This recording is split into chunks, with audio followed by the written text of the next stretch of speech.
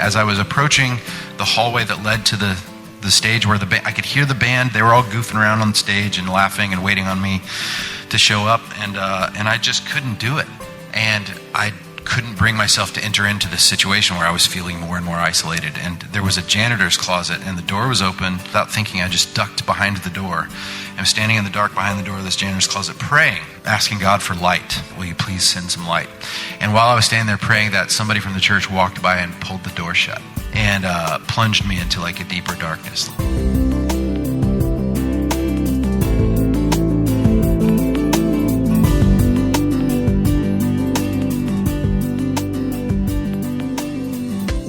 Hey guys, welcome back. Today's episode is going to look a little bit different because it is a live recording from a LifeWay gathering we did recently where Ben interviewed Andrew Peterson on stage in front of all the employees.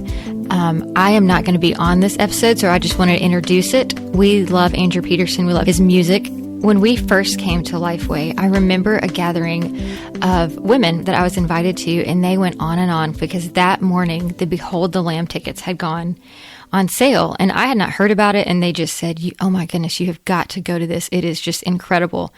And so we finally, 2 years later, got tickets to it, and we completely understood what they said. I mean, it was incredible. So we talk a little bit about that on this episode, or Ben talks a little bit about it, and we think you'll enjoy it. Hey guys, this is Angie. I'm producer of The Glass House, and I'm just jumping in to let you know that The Glass House has a brand new Instagram account. We would love for you to come follow us over there. Ben and Lindley are doing an awesome giveaway right now, all fun things fall.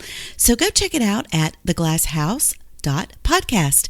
Now, the contest ends on November the 4th. So if you happen to be listening to this after November the 4th, no problem. Go over and follow us on our brand new Instagram account anyway, because we're going to be doing more giveaways in the months to come. So we'll see you there. Okay, guys, here's the conversation with Ben and Andrew Peterson.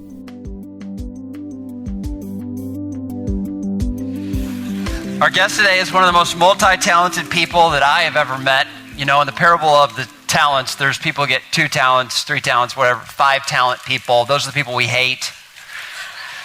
This is a 5 talent person. If you were to ask whether Andrew Peterson is more a musician or more of an author, the answer would be yes. He started out his career in Nashville as the most sought-after server at the Antioch Olive Garden. He's been writing and performing his own music professionally for over 20 years, including 16 studio albums and a worldwide hit, Is He Worthy, which we're going to sing today. In 2019, he celebrated the 20th anniversary of his legendary Behold the Lamb of God project with an anniversary tour and brand new album recording. Here's something you may not know about Andrew. He is an award-winning author of the Wing Feather Saga, a 4-book fantasy adventure series, as well as the award-winning and now best-selling B&H books, Adorning the Dark and God of the Garden. Let's give a shout out for that. He founded a ministry called The Rabbit Room, which led to a yearly conference called Hutchmoot. Did I say that right? Hutchmoot. Countless concerts and symposiums, and Rabbit Room Press, which has published over 30 books to date. He and his wife, Jamie, have been married for over 24 years. They have 3 children, Aiden, Asher, and Sky. And in his spare time, Andrew keeps bees. He builds dry stacked stone walls, gardens, he draws, and he sleeps. We are vaguely suspicious that he could be the reincarnation of Rich Mullins or C.S. Lewis. And he has J.R.R. Tolkien's actual fireplace in his house. Yeah, that's a story we got to hear. Andrew Peterson, everybody, come on up.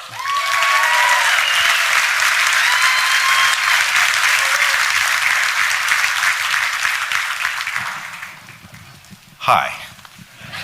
All right. You're my new man crush, all right? So. Okay, really quick, can I clarify? Yes. So the Tolkien fireplace is in Northwind Manor, which is the Rabbit Room's gathering space, okay, which is in Nashville near my house. Okay. So I was a part of like contacting the dude and getting him to sell it to us. We'll update that in your bio. Okay, thank you. I heard you say that you're kind of a slow joiner to things. If the world says something is cool, you resist like being a part of it. I was that way with Behold the Lamb. Everybody's telling me since I moved to Nashville, you got to go see Behold the Lamb. So I was just, I'm a nonconformist. So Lindley got tickets this year, and we went, and I was spellbound. When it was over, I walked out and I said to her, I'm the least talented person on the planet. That's our goal. Yeah. That's your goal. I mean, it's just, you have this way, Andrew, of putting words to things that other people feel but don't know how to say. And so we published this book with you this year, The God of the Garden, and I love the cover. I don't know who's responsible for that, but I absolutely love the cover. But then I started reading it, and it's about trees. And I thought, I've never read a book that's a memoir tied to trees. And so I was interested at first just in where you were going. But like Tolkien, as you went through the story, I found myself wrapped up in it. And one of the things you talk about in the book that really impacted me is depression. You've gone through some really dark nights of the soul. And creative people, I'm finding, have these moments where everything looks dark and they can't see their way out. Yeah. What gave you the courage to put it in such a raw way? Well, I did. Okay, so the earliest version of that answer is Frederick Buechner, who's a writer that I resonated with a lot. Not long after I moved to Nashville, I discovered his writing, and he was like the first guy whose books gave me permission to not be quite so sure about everything, and to be honest. Like one of his I call it the Buechner principle, which is that he says the story of one of us in some measure is the story of us all, which is to say that if you're writing a memoir or a song or a poem, the more you can dig into your own story, the specifics of your own story, the greater the chance that somebody out there is going to resonate deeply with it. And so I read that, and I remember thinking back to songs that had moved me and books that had moved me. I was like, that's the thing right there. And so that became a kind of centering idea for my songwriting career was there is no part of my life that is in some ways unique to me, but also the uniqueness of the things that are going on that taps into the bedrock. And so having experienced that through songs over the years, I was like, well, there's these stories that I remember that I feel silly telling some of these stories, but if there's a chance that somebody out there will resonate with it, then I'm gonna take the risk. And like for me, what I've discovered is that there are two great lies that I think the enemy of our hearts tells us when we're in some kind of depression or season of darkness. And the first one is that you're alone, that nobody knows what this is like. Giant lie. So songs are a great way of pushing back at that. Books can too, to kind of tell the world, hey, you may think you're alone, you're not. And the other great lie is that this is all the way that is always going to be. That the way you're feeling right now is eternal. And so anybody who struggles with depression kind of knows that feeling. It's like it starts raining one day, and it's like, well, I guess it's just going to rain forever. If I get a cold, I start thinking, well, I guess my life is just going to be sniffly forever, I forget what it was like before the cold, And it's like, no, I'm going to be fine in 2 weeks. So the God of the Garden grew out of that hope, I think. It was, in the beginning, it was, well, I'm going to write a book about trees and theology. And then I realized I wasn't a theologian. And so I realized that while trees are a great framework, a great theme scripturally to study, it's also turned out to be a great theme for my own life, for understanding my own story, and especially the presence of God in my own story. Yeah. We're going to put a QR code on the screen. If you guys haven't zapped this yet, at the end we're going to have you ask some questions of Andrew, but my first question is this. In developing character, which is what this is about, how do I learn to listen to that inner critic that's so loud and make him my friend? Man. This is a big subject you've talked about. Yeah, the inner critic. I'm going to steal from Jonathan Rogers, who's a good buddy of mine, who's a great writer. He talks about making friends with your inner critic because if you're talking about the writing process or kind of like performance anxiety, that kind of stuff, the inner critic is one of your best tools. Because, so for example, my daughter, Sky Peterson is a singer-songwriter, and from the time she was very young, it was clear that she had this gift for songwriting, but she was so critical of her own songs. Like she would, the day after she'd written it, she'd be like, "It's the worst thing I've ever written," and could be pretty hard on herself. And there's, on one hand, it's like you don't want that to get carried away, but the fact that she has an opinion about what is good and what is not, and she can hold her songs up and objectively look at them and realize that this has fallen short of my initiating vision, is like, that's what makes for a good songwriter. It's the people who think that everything they write is awesome that you got to look out for, right? So Jonathan Rogers' point is, make friends with your inner critic by telling your inner critic, not now. Let's talk about this after I've written the first draft. So you kind of just tell them, hey, will you check back in later? Because I've got to get this work done first. Does that make sense? That makes total sense. I love that advice. So, and this is a room full of perfectionists right here. They always see the gaps in their work. They rarely see the gains. Yeah. And so the song that's really been helpful for me, I've just had it on a repeat, is Be Kind to Yourself. Oh, yeah. And are you going to sing it today? Why? There's a piano. There's water. Why would you not? Water, why should I not be baptized?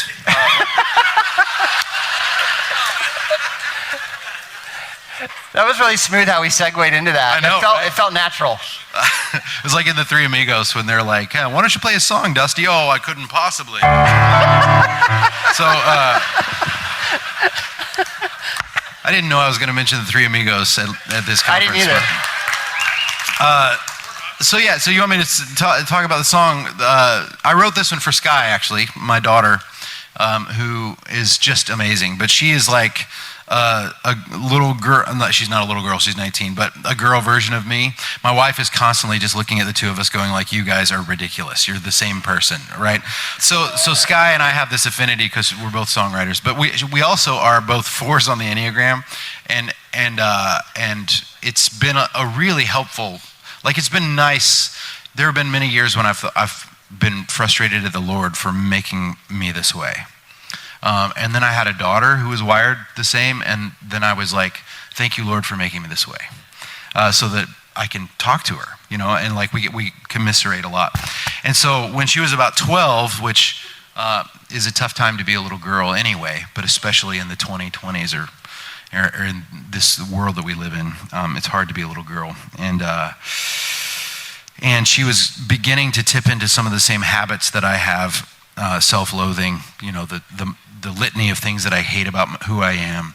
And it's well rehearsed, I've got this long list of things that I could tell you that I don't like about myself. And I started seeing her tip into that same habit and cry and start to repeat things that weren't true about who she was. And often I would say, hey, don't talk about my daughter that way, And so one night late, she couldn't get to sleep, and she was just feeling the weight of the world. And I was kneeling at her bedside, holding one hand, and my other hand was on her forehead. And I was praying for her and trying to get her to calm down and trying to get her to believe that she was loved. And like my whole thing was like, how do I convey to this little girl that she is her father's daughter, that I delight in her, and just praying for wisdom. And it wasn't working. And then it began to work, and I saw her calm down. And I remember thinking, like, I'm so good at this. Like, where does this wisdom come from? I wish that this was being recorded so I could turn it into a best-selling book. So anyway, she finally fell asleep, and I kind of peeled my hand out, and I tiptoed out of the room, and Jamie was standing there outside the bedroom door, and I said, did you hear all that? And Jamie goes, yeah, I was listening. And I was like, I'm just so wise. I don't know where I get this stuff. And Jamie, no joke, she said, well, everything you just told her was what I was telling you last night when you were crying. So that's a true story. So I wrote this for Sky that night, and I sang it to her the next morning. And while I was singing it to her, I remember feeling almost like God was tapping me on the shoulder and saying, Andrew, pay attention to the way fathers love their children. And so here you go.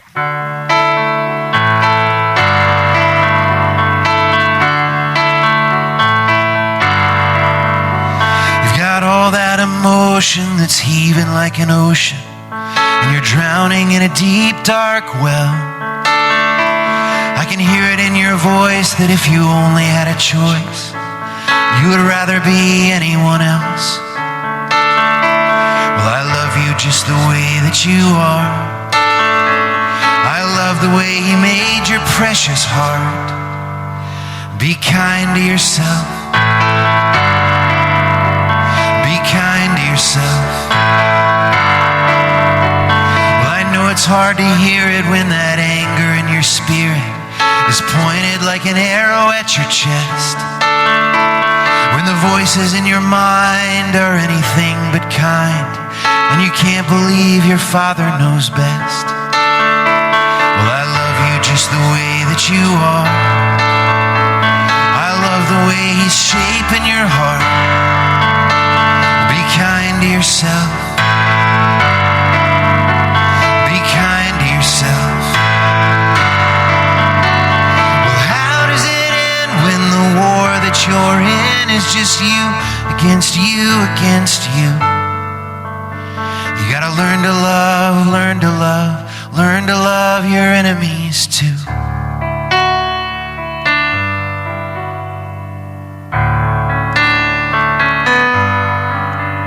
You can't expect to be perfect. It's a fight you've got to forfeit. You belong to me, whatever you do. So lay down your weapon, darling, take a deep breath and believe that I love you.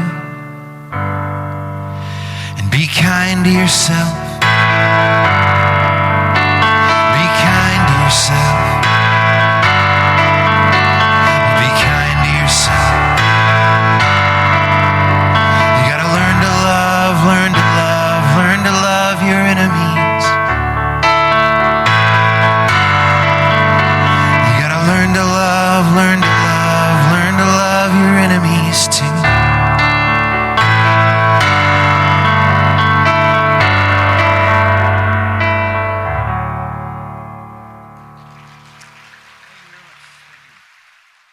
I love that you admit that you wrote the song for your daughter, but you also, in your book, that song sounded like it was written for you. Mm. The part of the book that just brought so much emotion for me. Both my parents went through clinical depression, something that I watch closely in my own life, and I feel alone in it sometimes. Like people feel like I'm this larger-than-life guy, but she knows better that I have a lot of really dark days. The story you told about the janitor's closet, in some weird way, it like opened up this whole new world to me that it's okay to feel that way sometimes, that I can be literally walking out on stage and feel entirely empty, and learning to embrace that and understand that. Would you just tell that story? It's hard to imagine you in a closet before behold the Lamb of God. So this is one of those stories in the book that I was a little embarrassed to tell. I wasn't sure if I had permission, you know. So for those of you guys who don't know the story, I was on tour. So I turned 40. I celebrated my 20th wedding anniversary. I completed my The Wing Feather Saga was this 10-year fantasy novel project that I finished, and I completed my record contract. And my band, Ben and Andy, who toured with me for like 10 years, like there were some changes in our lives and they weren't able to travel with me anymore. So all those things happened in the space of a very small amount of time. And it sent me into this. And my kids were growing into adolescence, which was triggering all these traumatic memories from my own adolescence that I had never really realized I needed to deal with. So it was just like the rug got pulled out from under me one day, and I just like fell into a depression that lasted about 3 years. And just had never been in that way before. I've always been fairly melancholy, you know, and I like the melancholy because that's where the good songs come from, you know. But this was something different, and it wouldn't go away. And it was the kind of thing that I couldn't hide from my family. You know, my kids would walk through the house and see me, and I would just be staring like through the floor into nothingness and crying. And they'd be like, "What's wrong, Papa?" And I'd be like, "I don't know, sweetie. So just pray for me if you would," you know. And so it was a weird season like this. I'd never quite experienced it like that. And I was going to see a wonderful counselor, Porter's Call. And anyway, all that to say, around the beginning of that time. I was backstage, or I was walking from the tour bus. We were in North Carolina, walking from the tour bus to the stage for sound check. And the Behold the Lamb of God tour is like this 22-year-old thing now that like everybody in the band is a dear old friend and just some of the best people you could imagine. But as a 4 on the Enneagram, I felt very alone and isolated, and it was just a weird, like, for those of you guys who are not Enneagram people, when I was reading about the Enneagram thing, I was like, what is this garbage, you know? And I read the description of the Enneagram 4, and it said that the knee-jerk reaction for a 4 when they walk into a room is to suspect that everyone else in the room is privy to like some great life secret that you are fundamentally cut off from. So you walk in the room and you just feel like I am the weird one, always, right? And so I was on this tour where that was constant. I'd get on the bus and I'd be like, why am I the freak in the room? Why am I the one with all this stuff going on? Everybody else seems so happy, you know, which is just this downward spiral. So I was walking toward the stage, down this long hallway of this big church in North Carolina, and as I was approaching the hallway that led to the stage where I could hear the band. They were all goofing around on stage and laughing and waiting on me to show up, and I just couldn't do it, and I couldn't bring myself to enter into this situation where I was feeling more and more isolated. And there was a janitor's closet, and the door was open, and light was off. I don't know why it was there, why it was open, but I just saw it, and without thinking, I just ducked behind the door. I was standing in the dark behind the door of this janitor's closet praying, and I remember praying, asking God for light. I was like, Lord, I just need light. Will you please send some light? And while I was standing there praying that, somebody from the church walked by and pulled the door shut and plunged me into like a deeper darkness. Like, it's funny now, not so funny at the time. Like, and I remember falling to my knees and just wailing, just crying. And what I remember thinking was that it felt like the Lord was like plunging a knife into me and tearing me open. It was like I was being torn open, and it's especially frustrating when it feels like God is the one who's doing it, right? It's one thing when like life is conspiring against you, but when you're like, Lord, you're supposed to be my father and my good shepherd. Why does it feel like you're hurting me right now? Is a hard place to be. And I remember lying on the floor and crying and thinking, like reaching up for God. And what the image in my mind was of God, like reaching down to help me. And instead of pulling me out of the mud, he pushed me deeper into it. And it felt like a cruel joke. And so I laid there for a while, and the band finally found me, and it was right before the show. They kind of walked me to the tour bus. I washed my face, and 5 seconds later I was like, hey everybody, welcome to Behold the Lamb of God, and we're going to sing about the whatever. And I remember thinking, this is so creepy that I can fake it this well, you know? And so it was a weird, horrifying season for me, like to just kind of go through this thing. And so is it okay if I do the song?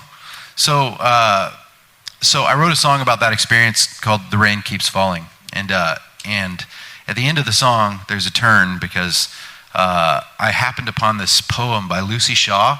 Anybody, you guys know Lucy Shaw? She was a wonderful poet. She's still alive and just one of the best Christian poets ever. And anyway, it's a 4-line poem that was like a door opening for me. And it's called Forecast, and about the coming of spring at the end of the winter, which we're in right now. Like, if you're a gardener, you're so happy right now. I'm just like reveling in the change in the weather. But I remember taking my daughter out when she was little to plant some seeds at the end of this season that I'm talking about. And I was like, hey, come on, let's go, put some things in the ground. And I remember taking the trowel and kneeling with Sky and teaching her how gardening worked. And I took the trowel and I stabbed the earth with it. And I cut it open. And I didn't cut it open because I hated it, or I was mad at it, or because I was abandoning it, or because I'm sadistic. I was tearing open the earth because I intended for something good to grow there. And I took this seed that looked dead, and I shoved it deeper into the mud. And I covered it over, not because I hated the seed, because I knew that this is the way for a seed to become a flower. And it was this profound experience. So the poem, the Lucy Shaw poem, is 4 lines. Planting seeds inevitably changes my feelings about rain. So let that sink in. And I wrote this song about the end of that season, about God, the sower of good seeds. And the end of the song is all taken from Isaiah 55. Yeah, here we go.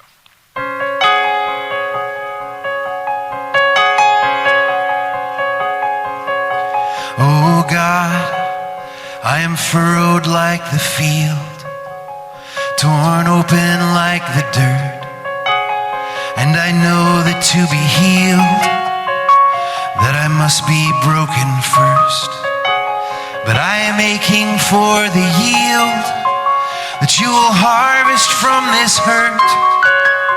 Abide in me, let these branches bear you fruit. Abide in me, Lord, as I abide in you.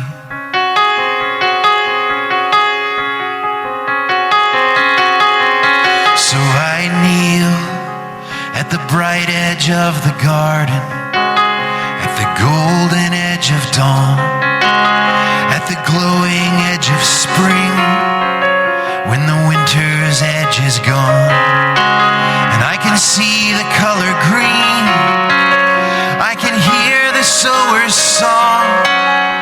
Abide in me, let these branches bear you fruit. Abide in me, Lord, let your word take root. Remove in me the branch that bears no fruit, and move in me, Lord, as I abide in you. As the rain and the snow fall down from the sky, and they don't return, but they water the earth and they bring forth life, giving seed to the sower and bread for the hunger. So shall the word of the Lord be with a sound like thunder, and it will not return, it will not return void. We shall be led in peace and go out with joy. Before us will raise their voices, and the trees of the field will clap their hands as the land rejoices.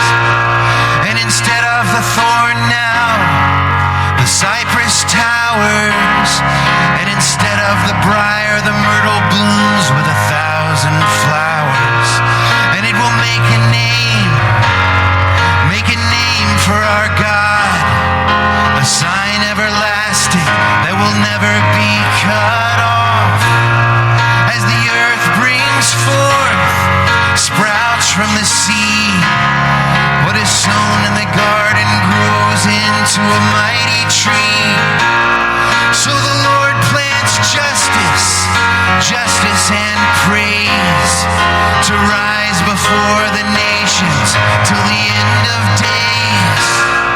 As the rain and the snow fall down from the sky, and they don't return, but they water the earth and they bring forth life, giving seed to the sower and bread for the hunger.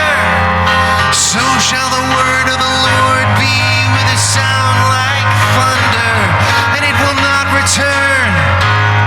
It will not return void. It will not return. It will not return void. It will not return. It will not return void. We shall be led in peace and go out with joy. And the sower leads us, and the sower leads us, and the sower leads us.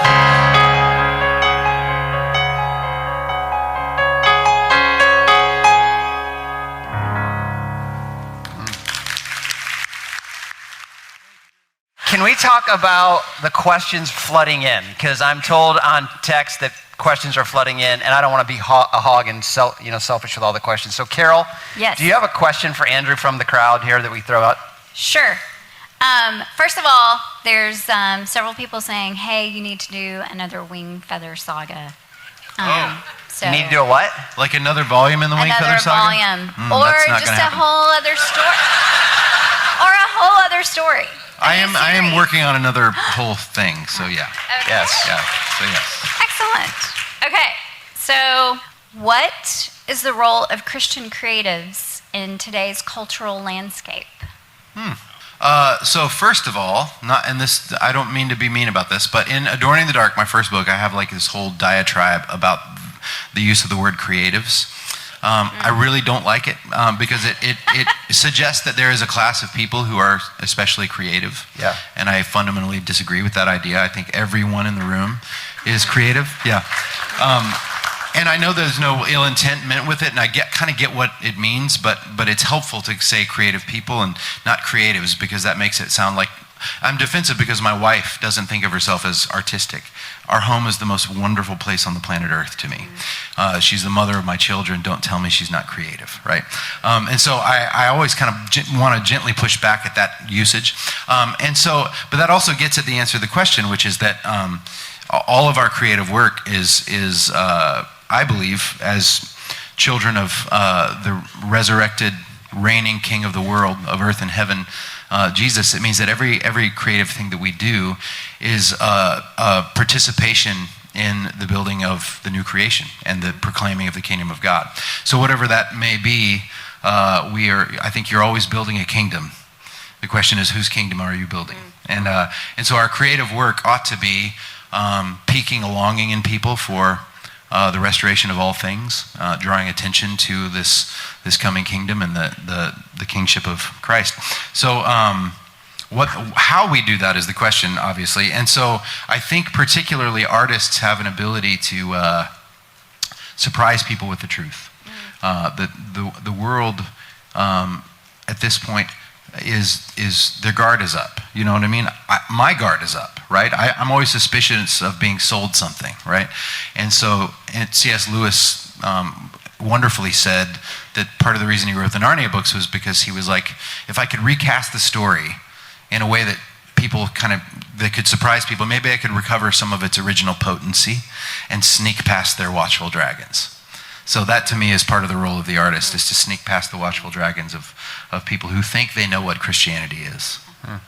When you felt burned out and struggled to be creative, how did you overcome that and fill yourself up? Yeah, time is helpful, and getting your hands dirty. That's a lot of what Adorning the Dark is about. A lot of us spend a lot of time staring at a screen. If you're a songwriter or a painter, you're staring at the painting, or you're staring at your notebook and sitting and just feeling the frustration of like, why can't I make this thing work? I want to make this thing as beautiful as it was in my mind when I first got excited about it. And you're like, the creative process is one of great frustration, as you guys know, and it can feel futile. One of the best antidotes for that is to have some practice in your life that gets you outside, whether it's walking or hiking, beekeeping, gardening. Grow a tomato in a pot on your back deck. Yes. Like, it can be so simple, but it re-engages you with the created world, with the given world, and reminds us what we're made for, and especially it reminds you how the Lord works. Yeah. Right? Like, he works patiently. Like springtime feels like in the summer you're like, man, remember when it was winter and spring just exploded into being?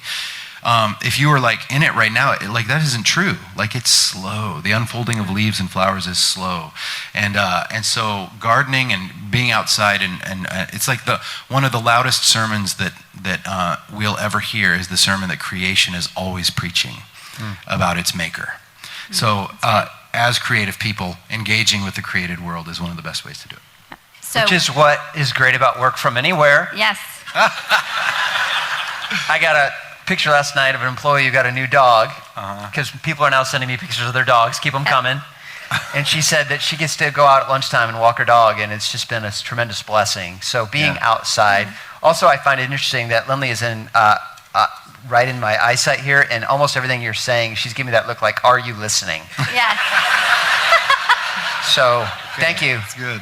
You've talked about your struggles with mental health, with depression, and a couple of people have asked about family members, how you support family members. you know, how do we come alongside our spouses as they struggle? Good question. So I can tell you what my wife did for me, which was that she was incredibly patient, which must have been a terrible burden for her because she is a 2 on the Enneagram, which is the helper. She wants to fix things. And I was a husband that she could not fix for a few years. But I remember when I was talking about how I would sit on the couch and just kind of stare and I didn't know what to do. Jamie, on a regular basis, would just come and stand in front of me. And I could see her knees, and she'd be like, "Hey, look at me," and I'd be like, "I don't want to." and she would say, "No, look at me," and she would tilt my chin up and make me look at her face. She would lean over, she would kiss me on the forehead, and she would say, "I love you," and then she would say, "Something good is coming," and then she would go about her day.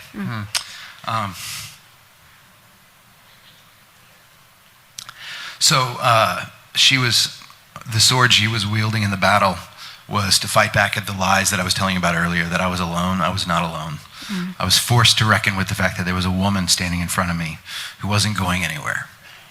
And secondly, she reminded me on a daily basis that this wasn't forever, that something good is coming. I mean, man, that's the whole, like,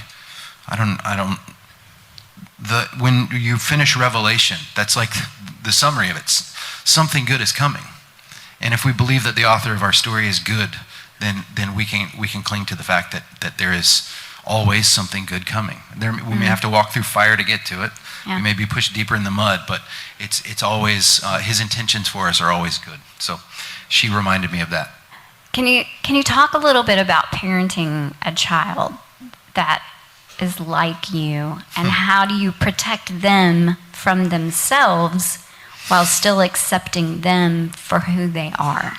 Man, these are good questions. These are really good questions, and I'm not a counselor. I don't seriously, like, that's right. A big question. Yeah.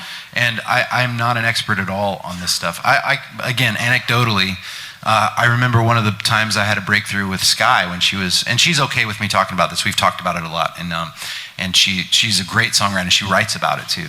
But it was one of those days when I remember we were on a tour bus, and she was feeling all this stuff. We're rolling to some show, and she was like 14, 15 at this point, and I remember just trying to reason with her and help her see, and like, she's really emotionally smart, so she could like outmaneuver me in conversations. And anyway, there was a moment where I was just at the end of my wits. I didn't know what to do, and I just started crying. And she said, "Wait, why are you crying?" Like I had accidentally turned the tables on her. And she was like, "Wait, what's going on?" And I was just like, "I'm just so sorry that this is the burden you have to carry. I'm just so sorry, and it must be really hard." And while I was sitting there crying, I felt her hand reach over and like grab mine. And it was like this moment of like, she didn't need to be fixed in the moment. She just needed somebody to cry with her. Yeah. And thank the Lord, Jesus does that with us, And so that's the best thing I know. Like empathy, just like grieving with those who grieve. Can I say this because he won't say it? I would definitely hand that child this book. It is such a beautiful journey with somebody who has been in the depths and speaks about it so eloquently. So we have a copy of God of the Garden for everybody today as you walk out. Yeah.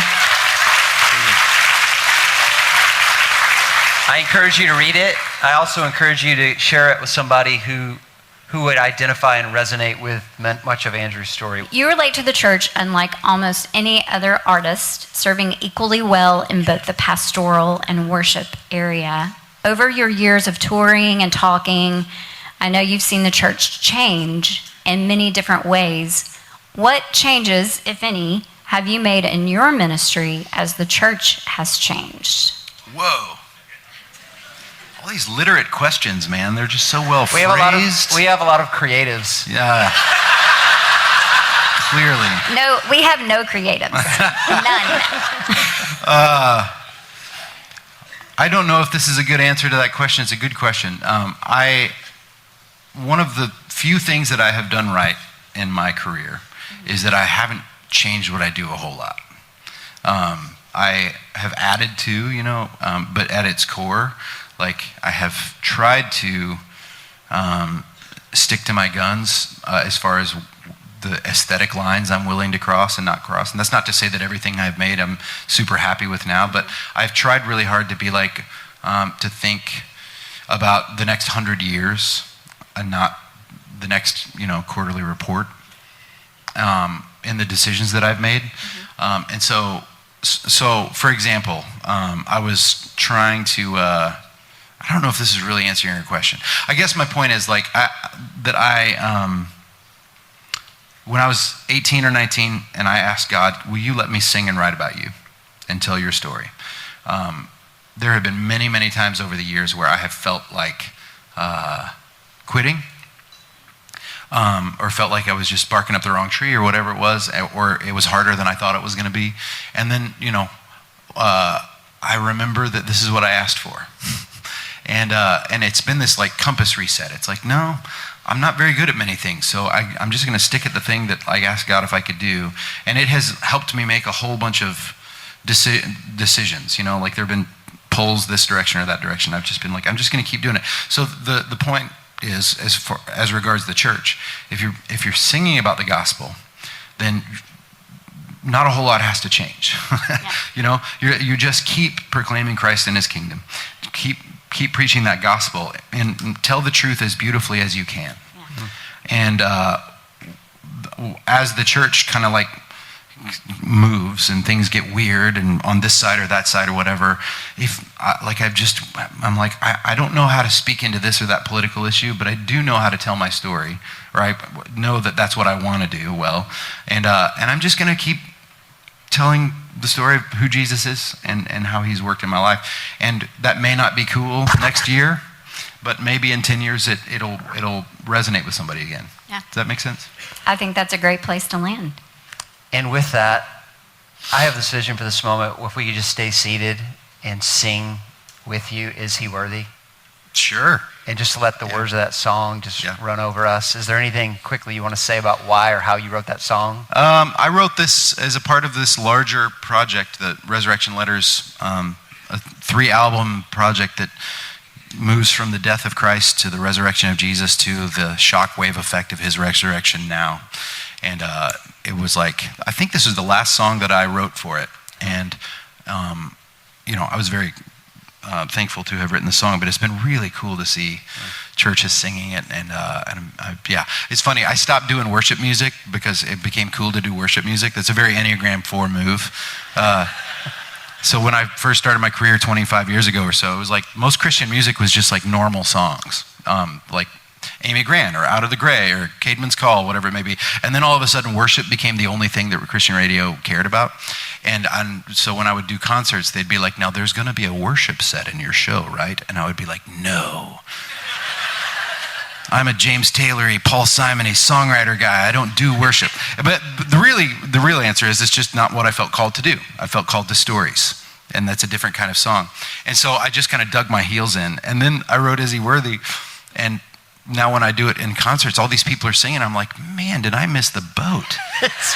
It's so really fun. Good, man. It's like hearing a crowd sing is like amazing. Because you bring such depth to the understanding of the gospel in the song. And I don't know. It's just scripture. It's beautiful. It's got depth. So thank you. I love singing songs that are, it's like nothing. I didn't make anything up in here.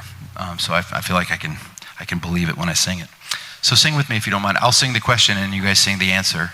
And if you are a harmonizer, now's your big chance because it's like you guys get to be the choir. So and then we'll sing the chorus together.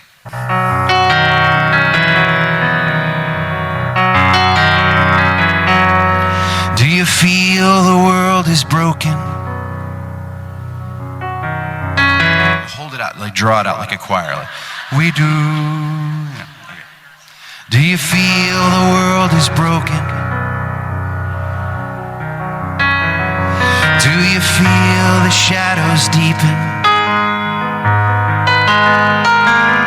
But do you know that all the dark won't stop the light from getting through? Do you wish that you could see it all made new?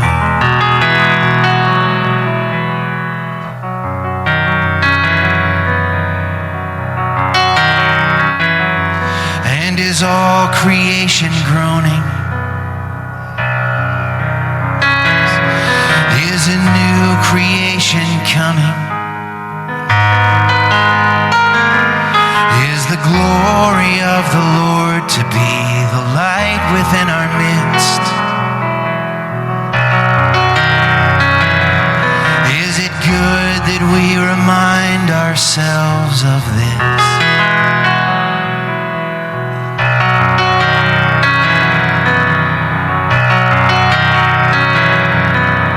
Is anyone worthy? Is anyone whole? Is anyone able to break the seal and open the scroll? The Lion of Judah, who conquered the grave.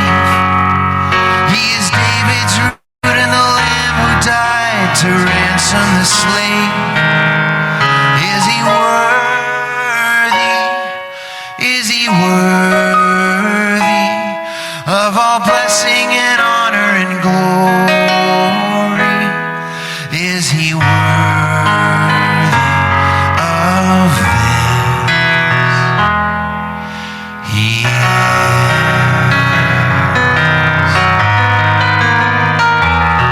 Does the Father truly love us? Does the Spirit move among us? And does Jesus, our Messiah, hold forever those he loves? Does our God intend to dwell again with us?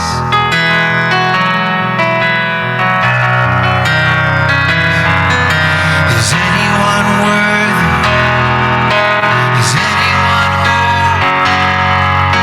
Is anyone able to break the seal and open the scroll? The Lion of Judah, who conquered the grave. David's root and the Lamb who died to ransom the slave.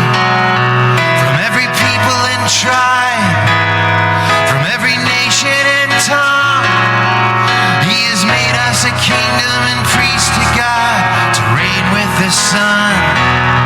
Is he worthy? Is he worthy of all blessing and honor and glory? Is he worthy? Is he worthy? Is he worthy of this?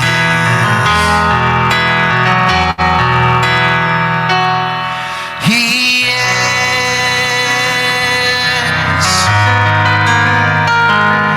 Is he worthy? Is he worthy? He is.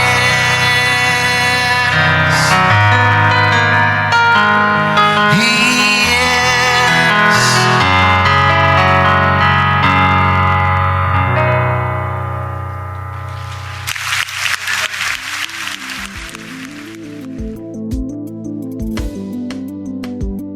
The Glass House is a production of LifeWay. It's produced and edited by Angie Elkins. Sound engineering by Dale Sandberg. Original music by Robert Elkins. Photography by Rebecca McVeigh. And artwork by Heather Berzinski. We are your hosts, Ben and Lindley Mandrell. Thanks for listening.